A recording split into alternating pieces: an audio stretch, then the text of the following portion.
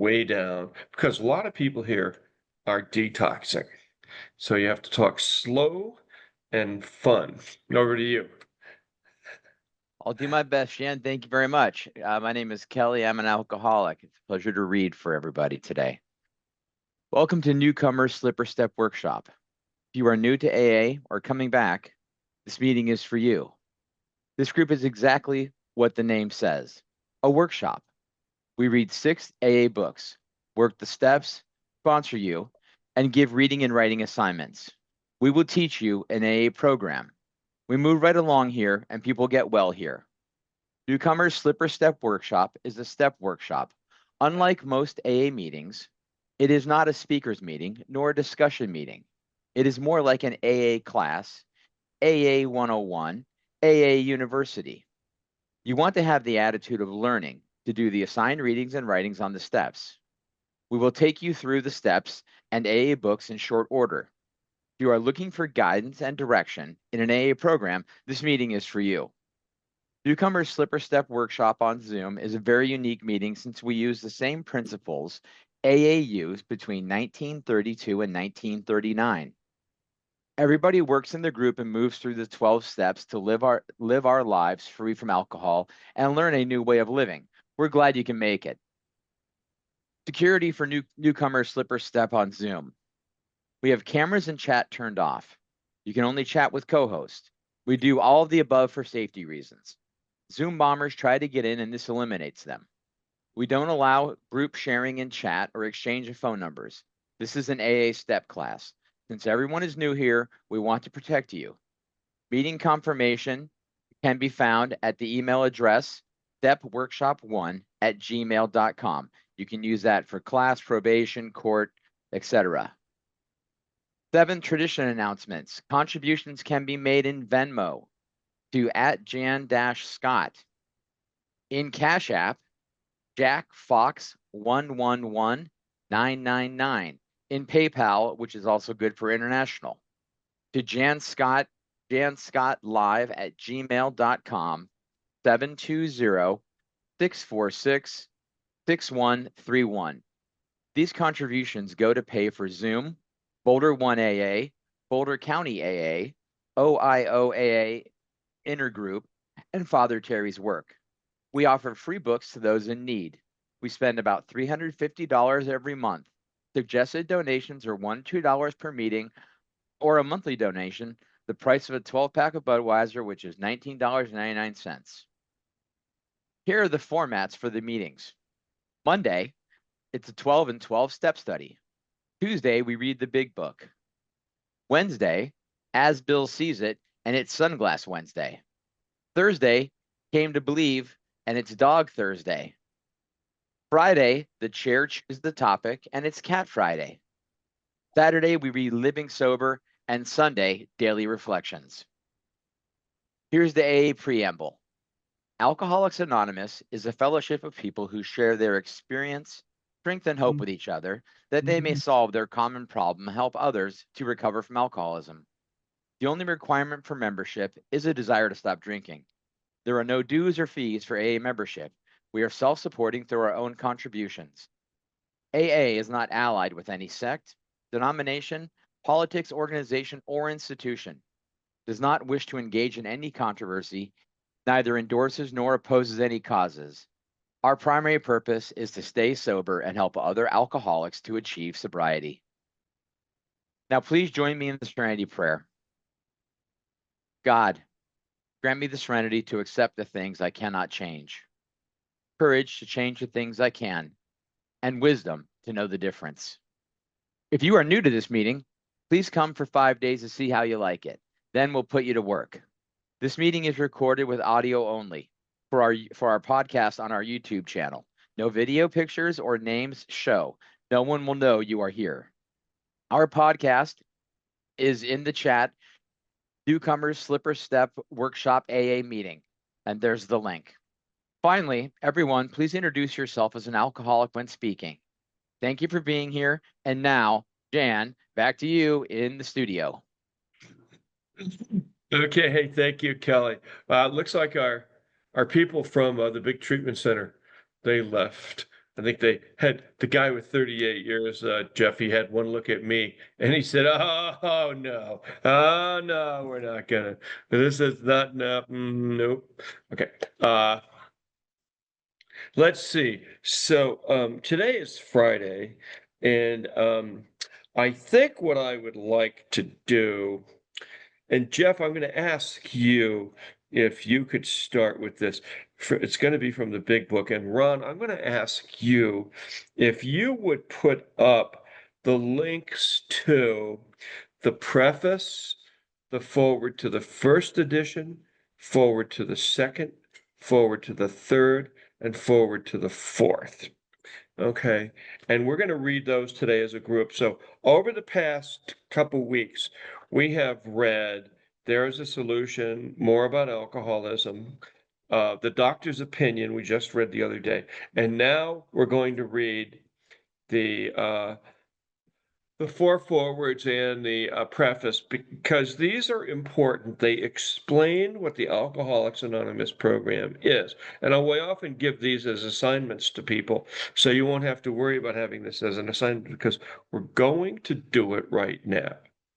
Wow. So there it is. Jeff, or rather, Ron put up everything in the in chat, and raise your hand down here in the if you want to read. You can also turn your cameras on. Everybody participates here, so I expect to see those hands up for reading a little bit. Jeff, over to you. Okay, Jeff Alcoholic, start reading for the forward from the first. I've got the fourth edition, but the first, read the preface for the first and go like that. Yeah. They're all in Okay. there. The preface and the forwards are all in the fourth edition. Okay. The forward to the first, or the preface, excuse me, right first. Preface. This is the fourth edition of the book Alcoholics Anonymous, and the first edition appeared in April 1939, and in the following 16 years, more than 300,000 went into circulation. The second edition, published in 1955, reached a total of more than 1,150,500 copies. The third edition, which came off the press in 1976, achieved a circulation of approximately 19.5 million in all formats. Because this book has become the basic text for our society, it has helped such large numbers of alcoholic men and women to recovery. There exists strong sentiment against any radical changes being made in it. Therefore, the first portion of this volume, describing the AA recovery program, has been left untouched in the course of the revisions made for the second, third, and fourth editions. The section called The Doctor's Opinion has been kept intact, just as it was originally written in 1939 by the late Dr. William D. Silkworth, our society's great medical benefactor. The second edition added the appendices, the 12 traditions, and the directions for getting in touch with AA. But the brief change was in the second section of personal stories, which was expanded to reflect the fellowship's growth. Bill's story, Dr. Bob's nightmare, and one other personal history from the first edition were retained intact. 3 were edited, and one of those was retitled. New versions of 2 stories were written with new titles. 30 completely new stories were added, and the story section was divided into 3 parts under the same headings that are used now.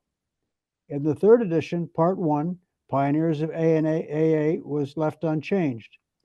9 of the stories of Part 2, They Stopped in Time, were carried over from the second edition. 8 new stories were added in Part 3. They Nearly Lost All. 8 stories were retained, 5 new ones were added. The fourth edition includes the 12 concepts for world service and revises the 3 sections of personal stories as follows. 1 new story has been added to Part 1, and 2 that originally appeared in Part 3 have been repositioned there. 6 stories have been deleted. 6 stories in the Part 2 have been carried over. 11 new ones have been added, and 11 taken out. Part 3 now includes 12 new stories. 8 were removed in addition to the 2 that were transferred to Part 1. All changes made over the years in the Big Book, AA members' fond nickname for this volume, have had the same purpose to represent the current membership of Alcoholics Anonymous more accurately and thereby to reach more alcoholics. If you have a drinking problem, we hope that you may pause in reading one of the 42 personal stories and think, yes, that happened to me. Or more important, yes, I felt like that. Or most important, yes, I believe this program can work for me too. Thank you, Jeff, for reading Thank it. you for reading. So when I got here, 1975, we were still using the 1955 edition. It was 20 years old. And no sooner I had, 1 year in a program, and they came out with a new book, 1976, which I got that book. I actually have my original 1955 edition in my original 1976 edition. And then, of course, we came out with the fourth edition in whenever the hell it was. I actually have that one too, so that's kind of cool. What else here? So who has their hand up to read? Uh, okay, let's go. Go ahead, Kelly. You want to read the if you would read the forward to the first edition, please. Yes, thank you very much. My name is Kelly. I'm an alcoholic. Forward to the first edition. This is the forward as it appeared in the first printing of the first edition in 1939. We of Alcoholics Anonymous are more than 100 men and women who have recovered from a seemingly hopeless state of mind and body. To show other alcoholics precisely how we have recovered, it is the main purpose of this book. For them, we hope these pages will prove so convincing that no further authentication will be necessary. We think this account of our experiences will help everyone to better understand the alcoholic. Many do not comprehend that the alcoholic is a very sick person, and besides, we are sure that our way of living has its advantages for all. It is important that we remain anonymous because we are too few at present to handle the overwhelming number of personal appeals which may result from this publication. Being mostly business or professional folk, we could not well carry our occupations in such an event. We would like it understood that our alcoholic work is an avocation. When writing or speaking publicly about alcoholism, we urge each of our fellowship to omit his personal name, designating himself instead as a member of Alcoholics Anonymous. Very earnestly, we ask the press also to observe this request, for otherwise we shall be greatly handicapped. We are not an organization in the conventional sense of the word. There are no fees or dues whatsoever. The only requirement for membership is an honest desire to stop drinking. We are not allied with any particular faith, sect, or denomination, nor do we oppose anyone. We simply wish to be helpful to those who are afflicted. We shall be interested to hear from those who are getting results from this book, particularly from those of you who have commenced work with other alcoholics. We should like to be helpful in such cases. Inquiry by scientific, medical, and religious societies will be welcomed. Signed, Alcoholics Anonymous. Thank you for letting me read. Okay, moving along here. Okay, go ahead, Ron. You're next. I'm Ron. I'm an alcoholic. Forward to the second edition. Figures given in this forward describe the fellowship as it was in 1955. Since the original forward to this book was written in 1939, a wholesale miracle has taken place. Our earliest printing voiced the hope that every alcoholic who journeys will find the fellowship of Alcoholics Anonymous at his destination. Already, continues the early text, 2s and 3s and 5s of us have sprung up in other communities. 16 years have lapsed since our first printing of this book and the presentation in 1955 of our second edition. In that brief space, Alcoholics Anonymous has mushroomed into nearly 6,000 groups whose membership is far above 150,000 recovered alcoholics. Groups are to be found in each of the United States and all of the provinces of Canada. AA has flourishing communities in the British Isles, the Scandinavian countries, South Africa, South America, Mexico, Alaska, Australia, and Hawaii. All told, promising beginnings have been made in some 50 foreign countries and U.S. possessions. Some are just now taking shape in Asia. Many of our friends encourage us by saying this is but a beginning, only the augury of much larger future ahead. The spark that was to flare into the first AA group was struck in Akron, Ohio in June 1935 during a talk between a New York stockbroker and an Akron physician. 6 months earlier, the broker had been relieved of his drink obsession by a sudden spiritual experience following a meeting with an alcoholic friend who had been in contact with the Oxford groups of that day. He had also been greatly helped by the late Dr. William D. Silkworth, a New York specialist in alcoholism who is now counted no less than a medical saint by AA members, and whose story of the early days of our society appears in the next pages. From this doctor, the broker had learned the grave nature of alcoholism.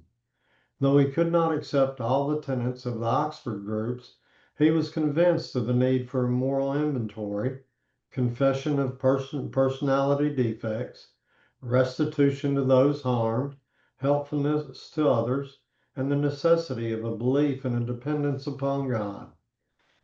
Prior to his journey to Akron, the broker had worked hard with many alcoholics on the theory that only an alcoholic could help an alcoholic, but he had succeeded only in keeping himself sober.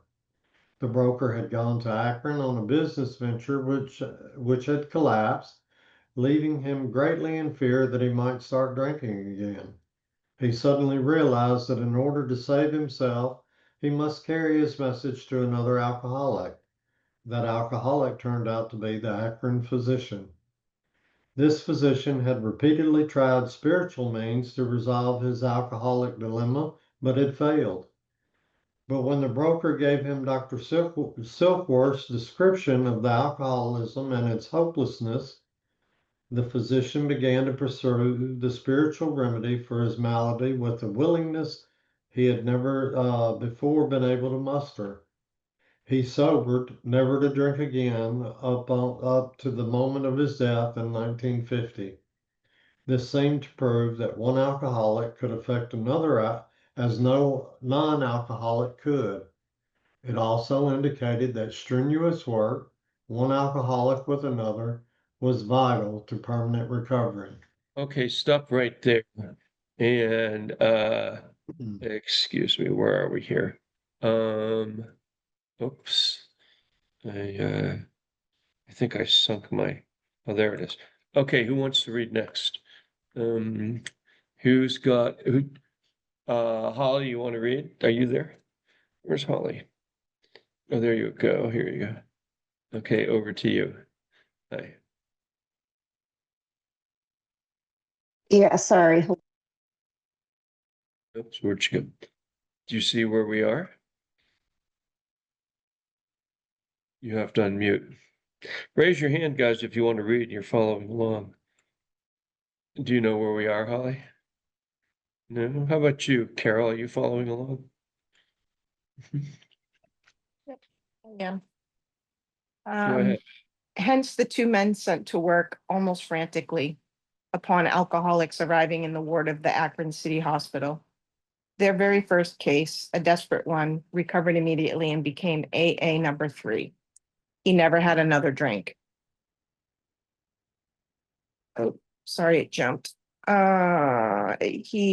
This work at Akron continued through the summer of 1935. There were many failures, but there was an occasional heartening success. When the broker returned to New York in the fall of 1935, the first AA group had actually been formed, though no one realized it at the time. A second small group promptly took shape at New York, to be followed in 1937 with the start of a third at Cleveland. Besides these, there were scattered alcoholics who had picked up the basic ideas in Akron or New York who were trying to form groups in other cities. late 1937, the number of members having substantial sobriety time behind them was sufficient to convince the membership that a new light had entered the dark world of the alcoholic. It was now time, the struggling groups thought, to place their message and unique experiences before the world.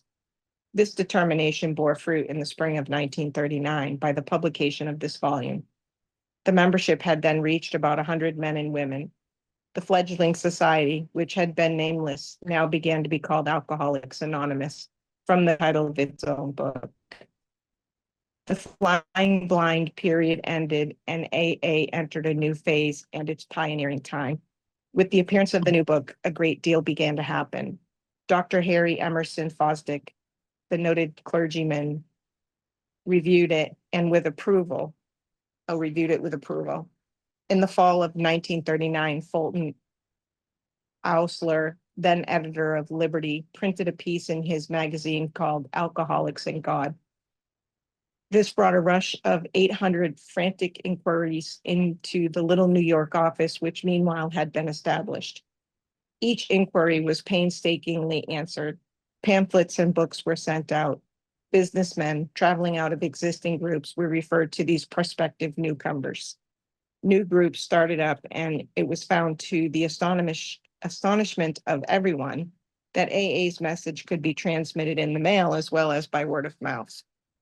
By the end of 1939, it was estimated that 800 alcoholics were on their way to recovery. In the spring of 1940, Dr. John D. Rockefeller Jr. gave a dinner for many of his friends, to which he invited AA members to tell their stories. News of this got on the world wires. Inquiries poured in again, and many people went to the bookstores to get the book Alcoholics Anonymous. By March 1941, the membership had shot up to 2,000. Then Jack Alexander wrote a feature article in the Saturday Evening Post and placed such a compelling picture of AA before the general public that alcoholics in need of help really deluged us. By the close of 1941, AA numbered 8,000 members. The mushrooming process was in full swing. AA had become a national institution. Our society then entered a fearsome and exciting adolescent period.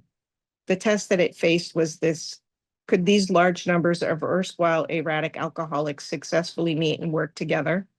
Would there be quarrels over membership, leadership, and money? Would there be strivings for power and prestige?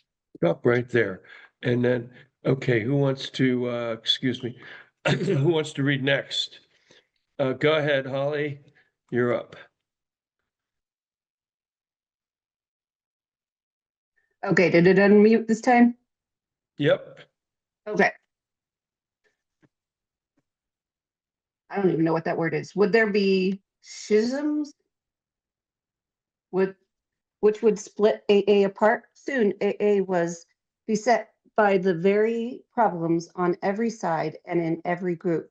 But out of this frightening and at first disrupting experience, the conviction grew that AAs had to hang together or die separately. We had to unify our fellowship or pass off the scene. As we discovered the principles by which the individual alcoholic could live, so we had to evolve principles by which the AA group and AA as a whole could survive and function effectively. It was thought that no alcoholic man or woman could be excluded from our society, that our leaders might serve but never govern, that each group was to be autonomous, and there was to be no professional class of therapy. There were to be no fees or dues. Our expenses were to be met by our own voluntary contributions. There was to be the least possible organization, even in our service centers. Our public relations were to be based upon attraction rather than promotion. It was decided that all members ought to be anonymous at the level of press, radio, TV, and film. And in no circumstances should we give endorsements, make alliances, or enter public controversies. This was the substance of AA's 12 traditions, which are started in full on page 561 of this book. Though none of these principles had the force of rules or laws, they had become so widely accepted by 1950 that they were confirmed by our first international conference held at Cleveland. Today, the remarkable unity of AA is one of the greatest assets that our society has. While the internal difficulties of our adolescent period were being ironed out, public acceptance of AA grew by leaps and bounds. For this, there were two principal reasons: the large number of recoveries and reunited homes. These made their impressions everywhere. Of alcoholics who came to AA and really tried, 50% got sober at once and remained that way. 25% sobered up and after some relapse. And among the remainder, those who stayed on with AA showed improvement. Other thousands came to a few AA meetings and at first decided they didn't want the program. But great numbers of these, about 2 out of 3, begun to return as time passed. Another reason for the wide acceptance of AA was the main, what's that word? Ministration Yeah. of friends in medicine, religion, and the press, together with innumerable others who became our able and persistent advocates. Without such support, AA could have made only the slowest progress. Some of the recommendations of AA's early medical and religious friends will be found further on in this book. Alcoholics Anonymous is not a religious organization. Neither does AA take any particular medical point of view, though we cooperate widely with the men of medicine as well as the men of religion. Alcohol being no respecter of persons, we are an accurate cross-section of America, and in distant lands, the same democratic evening up process is now going on. By personal religious affiliations, we include Catholic, Protestants, Jews, Hindus, and a sprinkling of Muslims and Buddhists. More than 50% of us are women. At present, Stop right there. Okay, so who else wants to read the last page? Raise your hand. I'll just sit here and I will whistle the Jeopardy theme.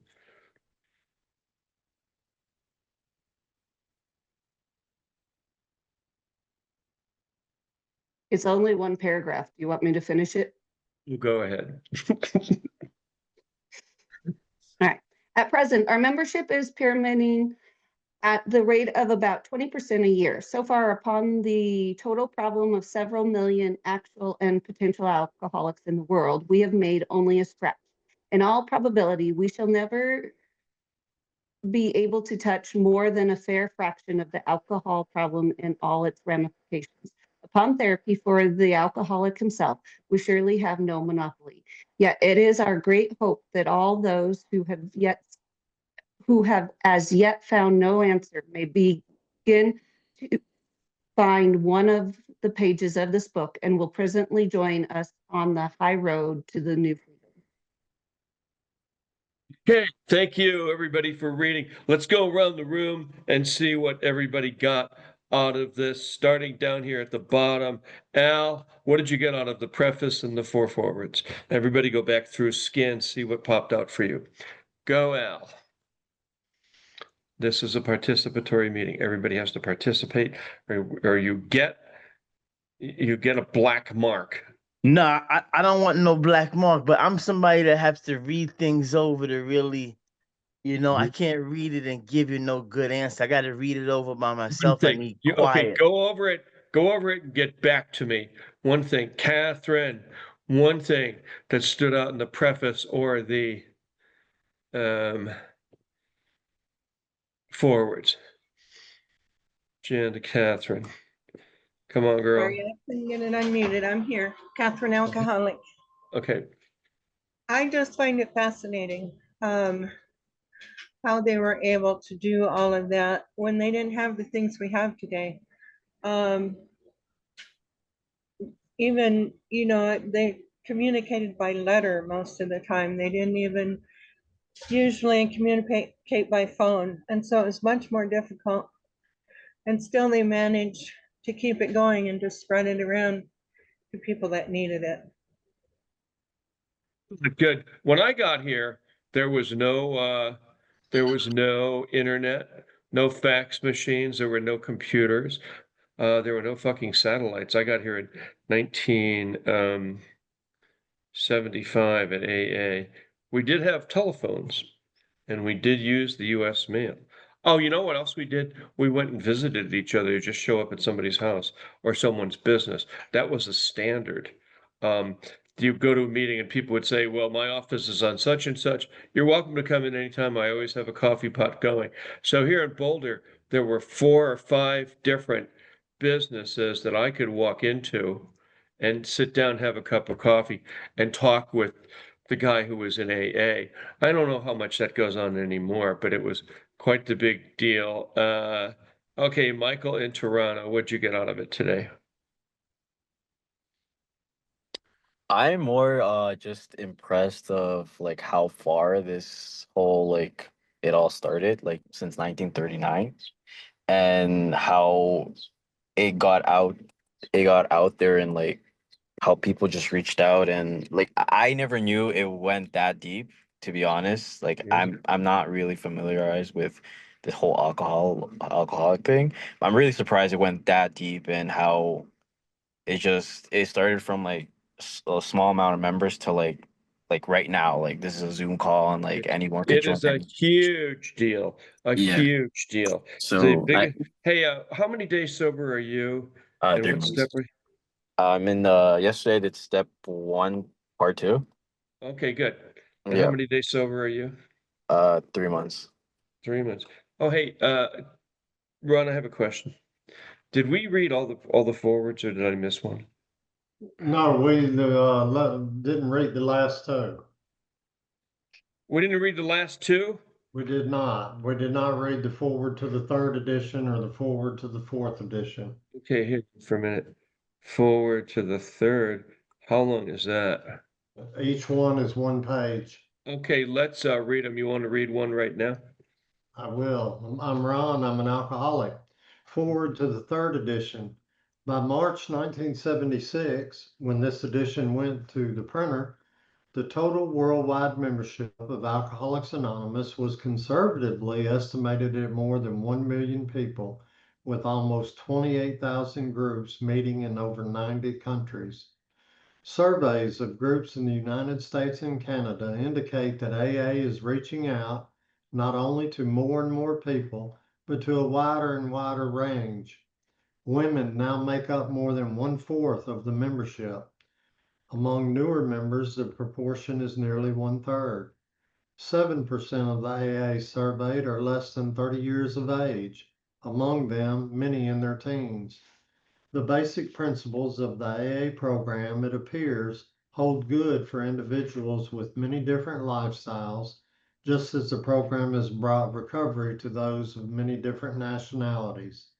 The 12 steps that summarize the program may be called Los Dos Pesos in one country, less not too good in French or Spanish in another, but they trace exactly the same path to recovery that was ablazed by the earliest members of Alcoholics Anonymous. In spite of the great increase in the size and span of this fellowship, and its core remains simple and personal, each day somewhere in the world, recovery begins when one alcoholic talks with another alcoholic, sharing experience, strength, and hope. Thank you. You want to read the preface to the forward to the 4th edition? Go ahead. Did you call on me, Jeff? Jeff Yeah, Alcoholic. Yeah, forward thank to you, the Jen. 4th. Yeah, right here. Jeff Alcoholic. Forward to the 4th edition, Alcoholics Anonymous. This 4th edition of Alcoholics Anonymous came off press in November 2001, at the start of the new millennium. Since the 3rd edition was published in 1976, worldwide membership of AA has just about doubled.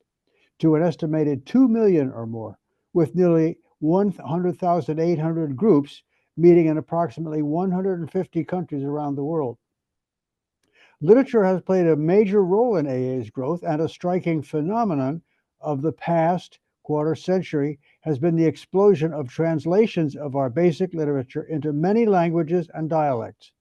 In country after country where the AA seed was planted, it has taken root, slowly at first, then growing by leaps and bounds when literature has become available. Currently, the book Alcoholics Anonymous has been translated into 43 languages. As the message of recovery has reached larger numbers of people, it has also touched the lives of a vastly greater variety of suffering alcoholics. When the phrase, "We are the people who normally would not mix," page 17 of this book, was written in 1939, it referred to a fellowship composed largely of men and a few women with quite similar social, ethnic, and economic backgrounds. Like so much of AA's basic text, those words have proved to be far more visionary than the founding members could ever have imagined. The stories added to this edition represent a membership whose characteristics of age, gender, race, and culture have widened and have deepened to encompass virtually everyone the first 100 members could have hoped to reach. While our literature has preserved the integrity of the AA message, sweeping changes in society as a whole are reflected in the new customs and practices within the fellowship. Taking advantage of technological advances, for example, AA members have computers and can participate in meetings online, sharing with other alcoholics across the country or around the world. In any meeting anywhere, AAs share experience, strength, and hope with each other in order to stay sober and help other alcoholics. Modem to modem or face to face, AAs speak the language of the heart in all its power and simplicity. Thank you for letting me read that. All right, groovy. Thank you. Good job. So we're going to get to work right now. Now we have a bunch of people here. Catherine, you need to work. We're going to put you in the step one room. Jeff, I'm going to ask you if you could lead, not Jeff, but Ron. Ron, can you lead the step one room and take people through the system that we use on step one? Yes, And that's please. going to, and then, so Kelly, you can start moving these people into step. You know how to do it? Do you know how to move people into a I break? haven't done it. Uh, well, it is No time like the present. it is simple. Okay. Okay, so it is not that hard. Let me see. Laura, unmute Laura. Would you there, Ron? So Laura, this is your first time here at this meeting? Laura. Hi, Laura. Is this your first time at this meeting? Unmute her. It's not unmuting. Okay. Laura, we're going to move you into room one. Jan, I don't Let's have the see. breakout room tool. Okay. I'm sorry. Let me see here. Victor, we're going to move you into room one. It's the square breakout boxes down here at the bottom. Yeah, it showed up just now. Thank you. All right, now let's see here. Catherine, okay, excuse me. Catherine, step one, we're going to move you into, unmute her, please. We're going to move you into, I'm 'cause unmuted. okay, good. We're going to move you into room one, right? Yep. Okay, Thank you. who else is in here?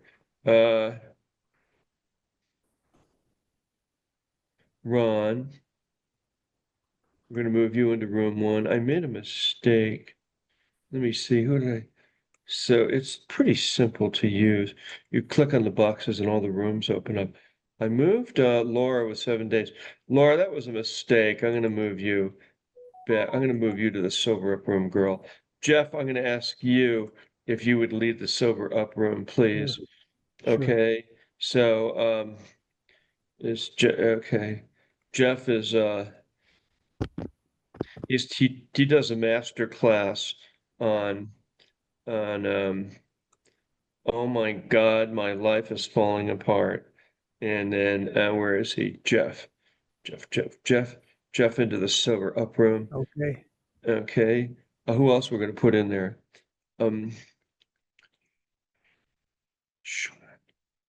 uh, okay,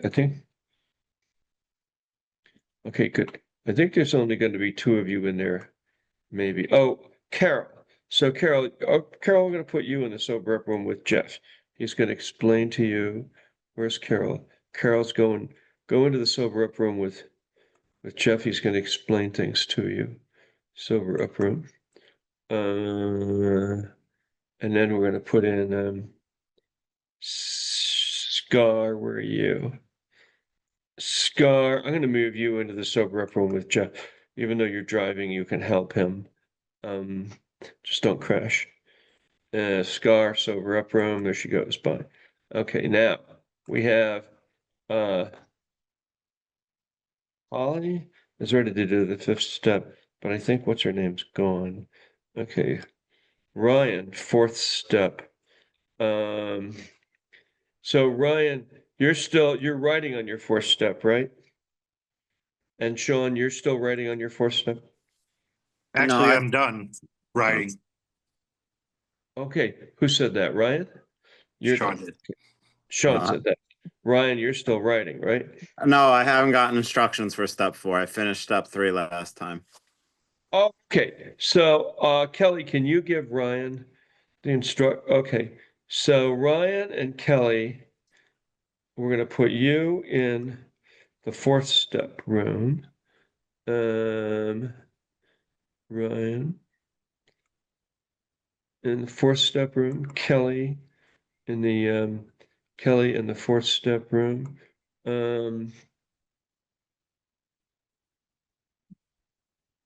And then Sean, I'm going to put you in the fourth step room, okay, to just go over it, make sure you're done with it, and we'll get you scheduled on a fifth step tomorrow, okay? So I'm going to send you in the fourth step room too. Sean goes to the fourth step room. Good, what a great day this is. Michael in Toronto to us. Holly. Okay, Holly, what's her name was going to help you do that, but she never came. Step 2. Okay, so Holly, don't go away, Holly. uh, incidentally, how are you doing? Good? Yeah? Doing excellent. Okay, good. That's good to know. Okay, so Michael, Michael, do you have a pen there? I have a marker. No markers. I mean, do you have something you can write with? No, not exactly. What do you mean? Do you have a computer? I'm on my phone because I'm not home right now. So Where are you? I'm out with my parents. They do grocery shopping. I'm just stuck in the car. That was me. Can you type notes in your car, in your phone? I mean, yeah, I could type it on my phone. Yeah. Yeah, type this on your phone. Yeah. All right. Okay. Or actually, can you copy and paste on your phone? I think so. Yeah. I'll give it a try. Okay, hang on for a minute. Then I'll show you what I'm gonna do here. Hang on for a minute. I'm gonna paste in chat the instructions on step 2. And then you could just paste them into chat. I'm looking for them right now.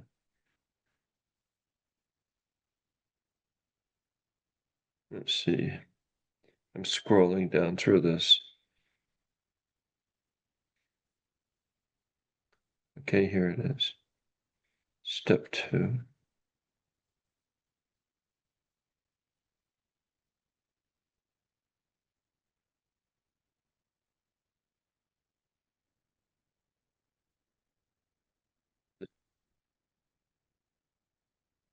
So I'm going to put this in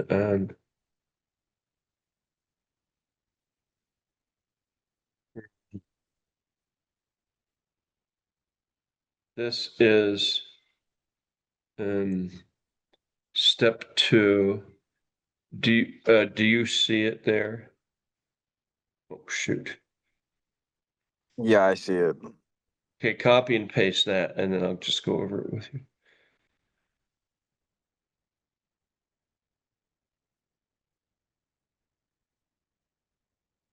So in our step 2, we came to believe that a power greater than ourselves could restore us to sanity, talking about God. If God were a best friend or a superhero, we want you to write down 10 attributes of God as a best friend. So some examples would be someone that heals me, someone that heals my mind, all powerful, always be there for me, guide me, not abusive, supportive, kind, won't abandon me. So if God were, we get to, in step 3, it says, made a decision to turn our will and our life over to the care of God as we understood him. In step 2, in our writing exercise, we're kind of writing our understanding of God. We sort of create our own God, is what we do there. Take out the heavy religious connotations and put in our own definitions. How about that? Let's see. You can't here. You can unmute.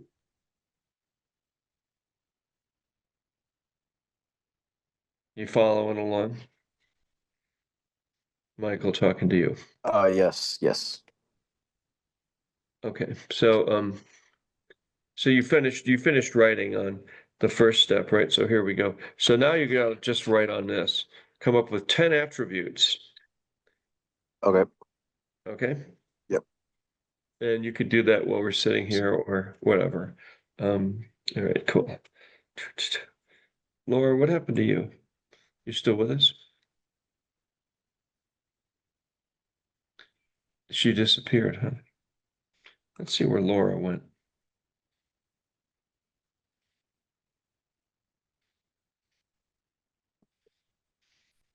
Well, we sent Laura into the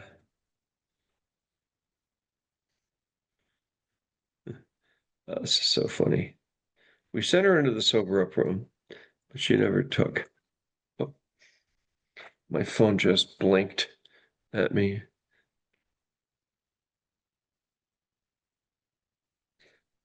I hate it when it does that. I don't know what's going on with it when it does it.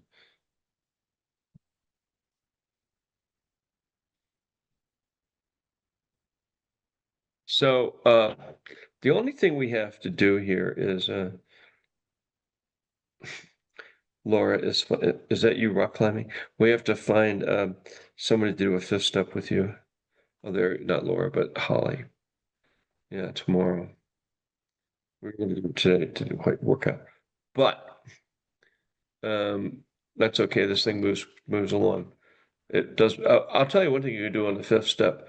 Read 72 through 70, 72 to 75 in the AA book. Do you have a book yet?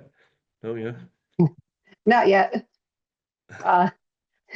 But I have it on the phone. Everything's on Uh, the phone and I can highlight on it on, Really? Okay, that's good to know. yeah, I can highlight on it using. Are you poverty stricken? No, I'm just busy. Busy. Busy doing what? I have a 3-year-old and a 5-year-old. I have a house to maintain. We're renovating our bathroom. I'm my primary care for my father, who's in a wheelchair that lives 3/4 of a mile down the road. I work full time. So You what? No, you don't. You work full time. What do you do? Wow, that's really something. That's pretty busy. yeah, I'm medically trained. I do utilization management, though. I don't see patients anymore. Utilization management. Oh, so you're like an administrator kind of thing.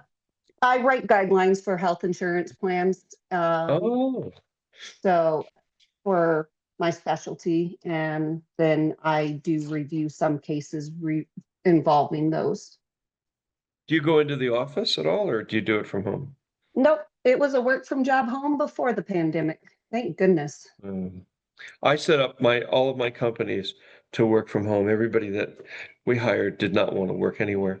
And we got thrown out of our studio in downtown Boulder, so we set up everything in my house. When I bought my house, I wanted like a Hollywood movie studio type house. So the realtor showed me the perfect place, and that's what I have. And it's Nice. been going on for 23 years. I never leave the house anymore, Ron. Why would I leave the house when there's DoorDash and Amazon? You've got to be kidding. No. Ron, you're coming back from where? Oh, step one. Okay. Good. Did all you kids, how did it go at